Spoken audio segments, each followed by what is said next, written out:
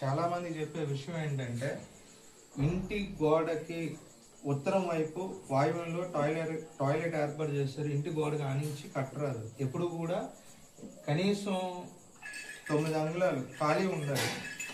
అంటే అటు నుంచి చూస్తే మనకి వెనకాల మనకున్న ఏదైతే ఇది తూర్పు ఫేసింగ్ ఇల్లు కాబట్టి పడమర ప్రహరీ గోడ కనిపించాలి. తూర్పు నుంచి మనం చూస్తే ఇలా ఆనించి కట్టరాదు ఎప్పుడు కూడా.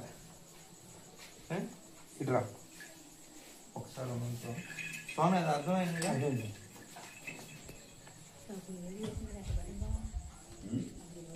ఇంకో విషయం ఏంటంటే మీరు ఇక్కడ చూస్తున్నారు బస్తాలన్నీ వేసారు కదా.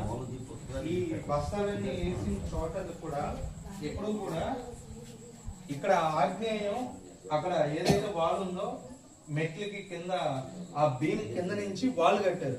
అలాగే కలిసి వాల్ ఉండి అలా మెట్లు బారు కడితే ఆగ్నేయం పెరిగిన దోషం ఏర్పడి ఇంట్లో లేడీస్ కి ప్రాబ్లం అవుతుంది. కాబట్టి ఎప్పుడు కూడా మనం ఇటు నుంచి చూసినా సరే ఆగ్నేయం వైపు ప్రహరీ కూడా కనిపించాలి. ఎప్పుడు కూడా దాన్ని అలా మూసేయకూడదు. అది మటుకి గుర్తుపెట్టుకోండి. మీరు ఈ పాలును చూసారంటే ఈ పాలు కట్ చేసేసాయి. అటు ఏదైతే వాల్ ఉందో అది కనిపించాలి. లేదంటే ఇంట్లో లేడీస్ కి కొంచెం అనారోగ్య సమస్యలు. ఒక సినిమా కట్ చేసేస్తాం. ఏ కంపెనీ చెప్పారు అది